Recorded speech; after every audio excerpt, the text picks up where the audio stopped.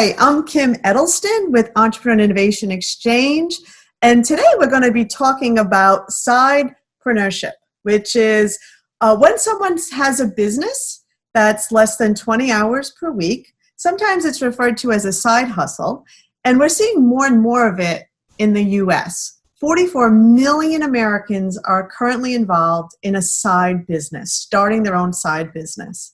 We're seeing it particularly among women, actually. About 32% increase in the last 5 years in sidepreneurs, and among women, it's about 39%.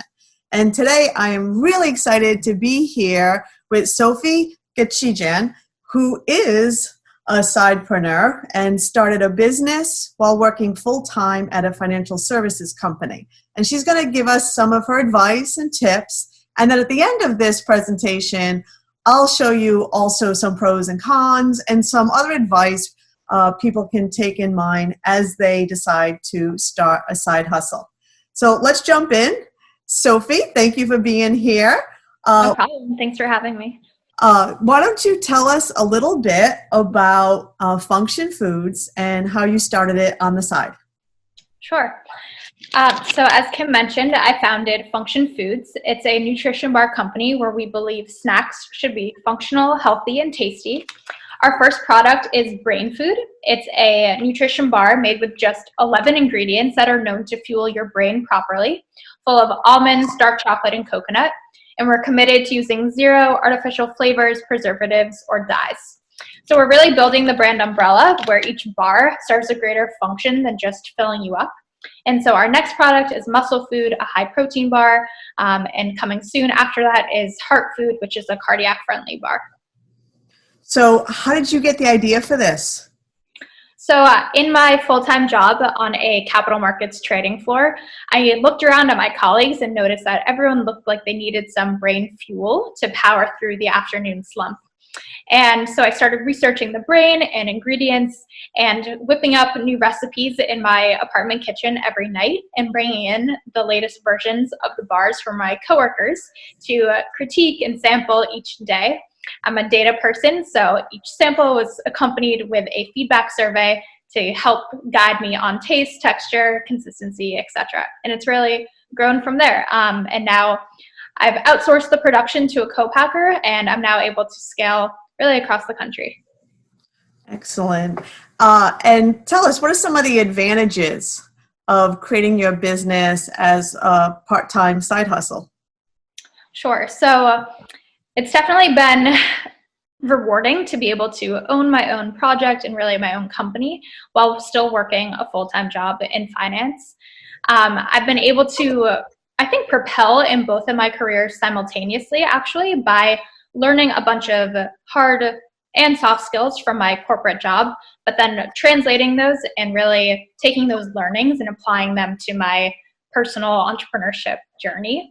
And so I've really learned a few key things. I'll run through them rather quickly. First is how to multitask as a founder and as an employee. There are always so many different projects going on at the same time. I've learned forward thinking. As a founder, you can't just be focused on what you're doing in the moment, but you really need to be planning 3 months, 6 months, or a year out to grow your business. And then professionalism, just simple things like how to present to the senior team in my corporate job and how to build a business case and convince users of a new innovation that you're trying to push on them, for example, which has translated to my company. And then really asking for help. You are never going to be the expert, and you need to be comfortable asking for help. And lastly, time management has been, time is such a valuable asset in my life. And just knowing how to make the most of any free minutes, both in my day job and for my side hustle, has been just extremely valuable. And I'm sure a lot of people are wondering, what's the downside? What are the disadvantages? So disadvantages, I would say it's been tough juggling, at least knowing how much to share and how much not to share with my corporate colleagues, as I always have this fear that they won't take me as seriously or they'll think that I'm 1 foot out the door, for example. But then also some pros come with that too. So proving to your boss that you have a very strong work ethic, you can solve really hard problems, you can run a business, and you can juggle all these different elements at the same time.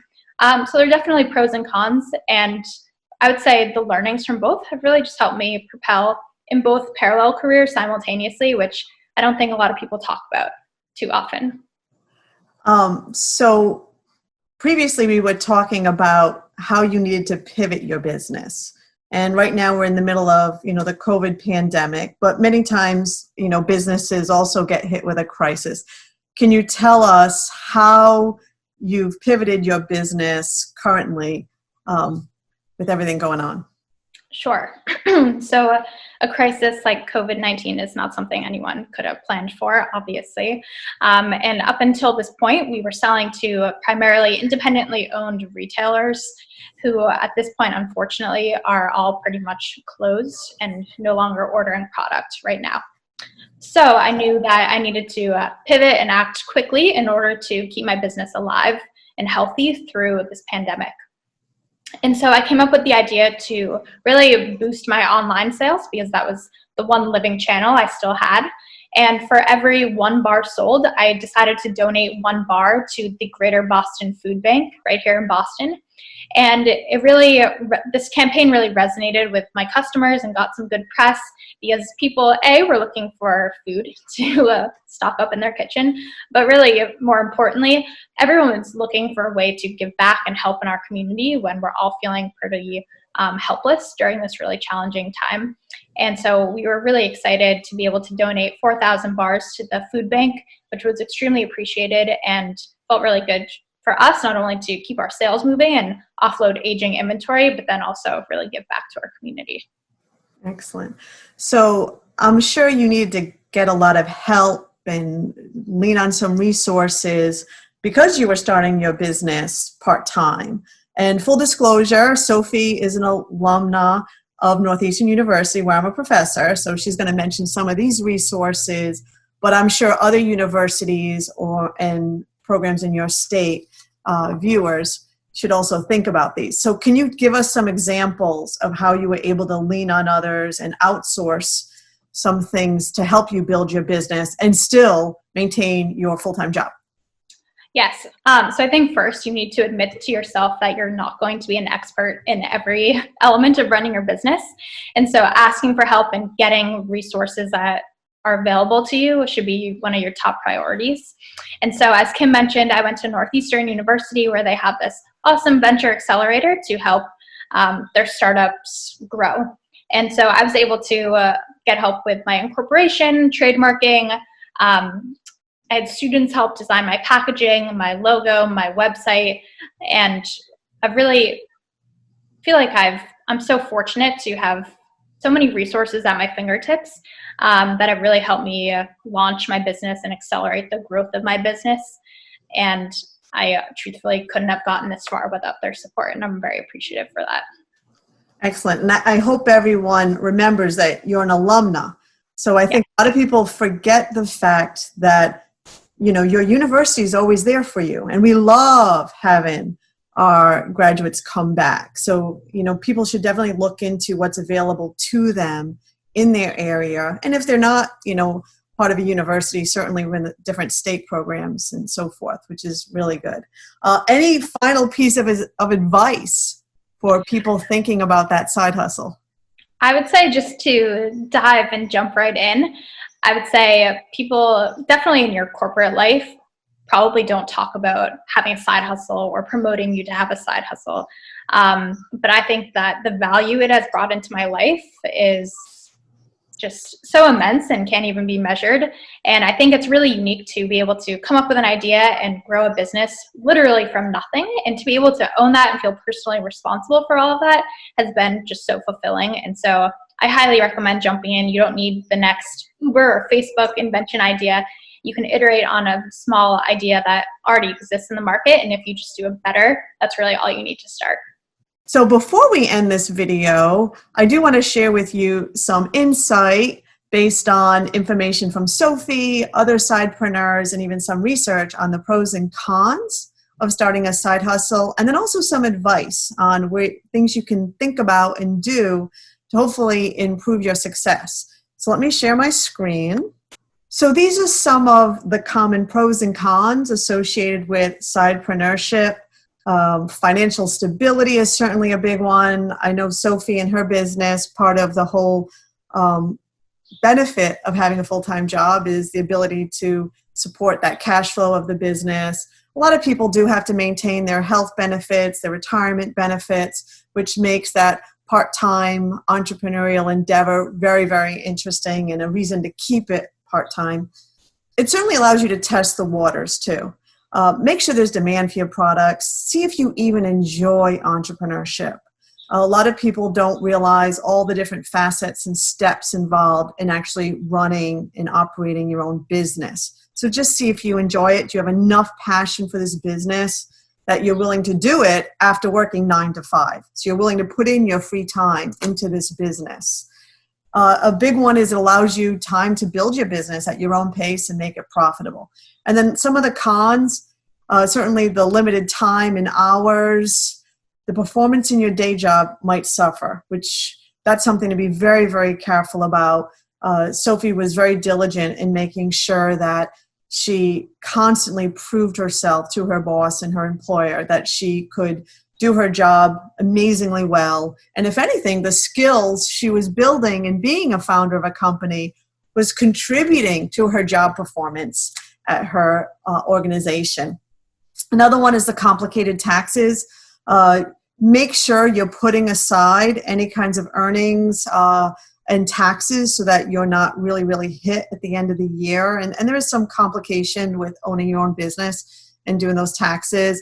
And then please make sure you're not violating any type of employment contract. You might need permission from your employer, and you do need to make sure that your business is not competing with your employer's line of business. So as you can see, Sophie's business was a food bar, which obviously is not in direct competition with a financial services company.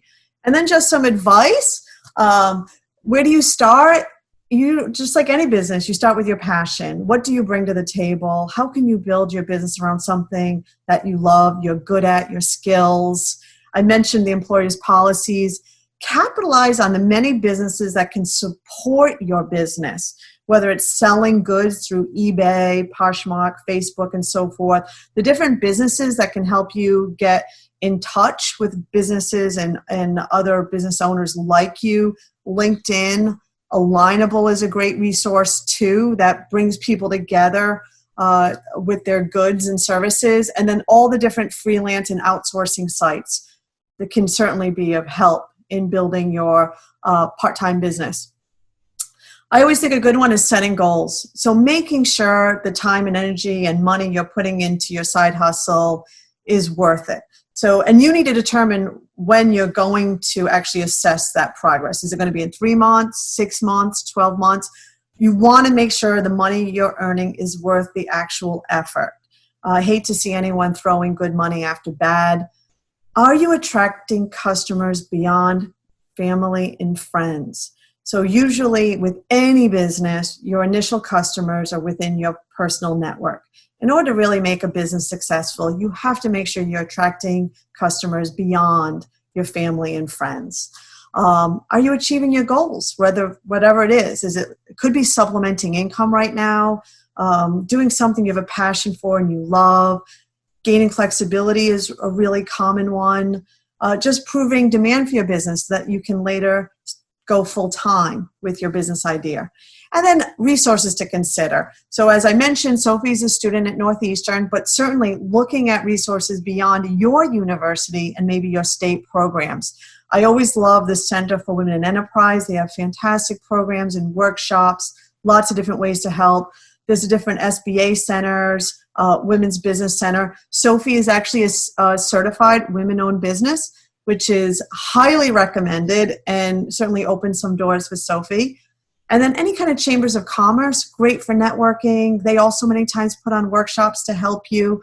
And again, those local university and state programs that can assist. Some of this assistance is free. It's wonderful. Sometimes you have to pay something, but usually it's very much worth the effort. So again, it's been a pleasure being here today with Sophie. We wish you and Function Foods lots of success. And I can't wait to put my first order in Thank you so very, very much. Sophie, any last bits of advice? Thank you so much. Just hope everyone stays well, and please visit our website and shameless follow request on our Instagram at fx_foods. That's all. Thank you.